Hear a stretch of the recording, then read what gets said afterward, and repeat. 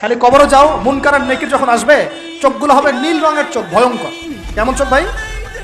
নীল রঙের ভয়ঙ্কর চোখ। আমি বলি একটা হাদিস, কোন একজন নবী আল্লাহকে বলেছিলেন যে আল্লাহ, আমি মারা যাওয়া কোনো মানুষকে দেখতে চাই, সে কেমন আছে। এটা শুনেন ভালো করে হাদিসটা। মারা যাওয়া কোনো মানুষকে আমি দেখতে চাই, সে কেমন আছে। আল্লাহ পাক সেই নবীর আরজি কবুল করলেন, বললেন আচ্ছা ঠিক আছে দেখাচ্ছি। কবরের সামনে গিয়ে দাঁড়ালেন। 1000 বা 2000 বছর আগের কোনো ব্যক্তি যে মারা গেছে তাকে কবর থেকে চিন্তা করা হবে। নবী দেখছেন এবং সে ভয় থরথর করে কাঁপছে, এখনো ভয় থরথর করে কাঁপছে। নবীজি, আমাদের নবী নন, অন্য কোনো নবী তিনি, সেই নবী বলছেন যে তুমি ভয় কাঁপছো কেন? তুমি কত বছর আগে ইন্তেকাল করেছো, কি তোমার হালচাল বলো আমাকে। সেই ব্যক্তি বলছে, আমি আজকে থেকে 1000 বা 1500 বছর আগে মারা গেছি। আমি ভয়ে কাঁপছি। যখন আমি মারা যাচ্ছিলাম, মালাকুল মউত যা আকৃতি নিয়ে আমার সামনে এসেছিল, ওই আকৃতি আমি এখনো ভুলতে পারি না, তাই দেখে আমি থরথর করে কাঁপছি। তিনি বলছেন যে আমি 1500 বছর হয়ে গেছে আমার মউতের, কিন্তু আমার দেহ থেকে এখন পর্যন্ত রুহ কবজ করার যে কষ্ট, এই কষ্ট এখনো যায় নাই। আর এই সব দুর্নীতি করে আর অন্যায় করে মানুষের সম্পদ আত্মসাৎ করে অন্যের উপর অত্যাচার করে আমরা ভাবছি যে আমরা কালকে আমাদের মাঠে পার পেয়ে যাবো।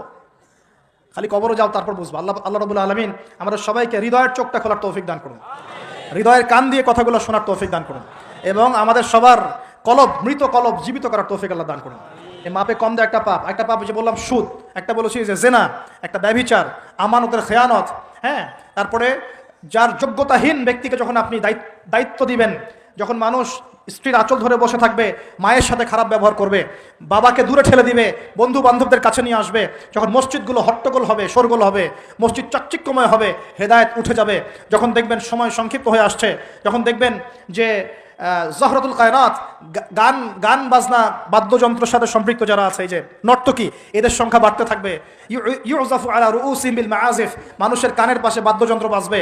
মানুষ যখন এই যে মদকে হালাল মনে করবে, শুরিবাতিল খমর, মদ যখন মানুষ খাওয়া শুরু করবে, জেনাকে হালাল মনে করা শুরু করবে, হ্যাঁ, যখন মানুষ আত্মীয়তার সম্পর্ক নষ্ট করা শুরু করবে, এই যে যত রকম পাপ আপনি দেখছেন যা আমাদের এই সমাজগুলোতে চলছে, এগুলো যখন চলতে থাকবে, তখন আল্লাহর পক্ষ থেকে এই যে আসমানি গজব, জমিনের বালা, এই ভূমিকম্প বলেন, জালজালা, মহামারী, হ্যাঁ, আপোষের মারামারি, হত্যা, রাহাজানি, এই যে আপনার আর কি বলবো, আর কি আছে, এই যে আকৃতি বিকৃত হওয়া, ভূমি ধসে যাওয়া, আসমানের গজব, মহাপ্লাবন, জলোচ্ছ্বাস, বন্যা ইত্যাদি, যে পাপগুলোতে আল্লাহ পাক বিভিন্ন জাতিকে ধ্বংস করেছেন, এই সমস্ত আযাব আল্লাহর পক্ষ থেকে একটা একটা করে আসতে হবে, একটা একটা করে। স্পেশালি 4টা-5টা। একটা হচ্ছে রিহুন হামরা, গরম বাতাসের আযাব আসবে, গরম বাতাস আসতে থাকবে, গরম, এমন গরম বাতাস আসবে যে বাতাসে জনগণের বেঁচে থাকা অতিষ্ঠ হয়ে যাবে মানুষ। 2 নম্বর আসবে জালজালা, এমন ভূমিকম্প, সানাওয়াতু জালাজিল, ভূমিকম্পের বছরগুলো, একটা দুইটা না, বছরগুলো একটার পর একটা আসতে থাকবে। আর কি আসবে? খসফন, মানে জমিন ভিতরে ধসে যাবে, নিচে নেমে যাবে। আর মাসখান, মানুষের আকৃতি পরিবর্তন হয়ে যাবে। আর কযফান, আকাশ থেকে পাথরের বৃষ্টি বর্ষণ করা হবে। এগুলো আসতে থাকবে। এছাড়া আমাদের হাতের কামাইগুলো তো আছেই। আল্লাহ রাব্বুল আলামিন আমাদের সবাইকে, স্পেশালি ঢাকা শহরের বাসিন্দা আমরা যারা আছি, আমরা যারা দিনী ভাই, আমাদেরকে সমস্ত পাপগুলো ছেড়ে দেওয়ার তৌফিক দান করুন। আল্লাহ পাক আমাদের সবাইকে শিরকের পাপ ছেড়ে দেওয়ার তৌফিক দান করুন, কুফরের পাপ ছেড়ে দেওয়ার তৌফিক দান করুন। এই অহংকার, সম্পদের অহংকার আল্লাহ পাক বন্ধ করার তৌফিক দান করুন। আল্লাহ পাক আমাদের সবাইকে দুর্নীতি বন্ধ করার তৌফিক দান করুন, ন্যায় প্রতিষ্ঠা করার তৌফিক দান করুন।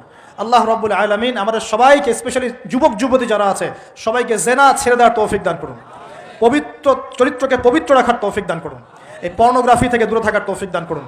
আল্লাহ পাক এই যুব সমাজকে মাদক থেকে দূরে থাকার তৌফিক দান করুন।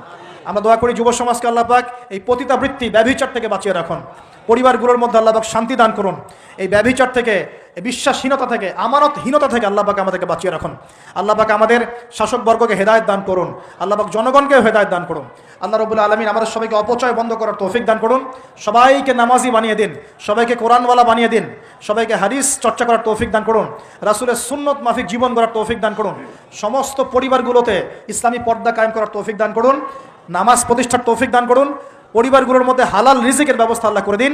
এবং সর্বোপরি আসন্ন রমজান যেটা আসছে, এই রমজানে আমরা যেন আমাদের গুনাহগুলোকে মাফ করিয়ে নিতে পারি, আল্লাহ পাক সেই তৌফিক আমাদের সবাইকে এনায়েত করুন, বলি আমিন।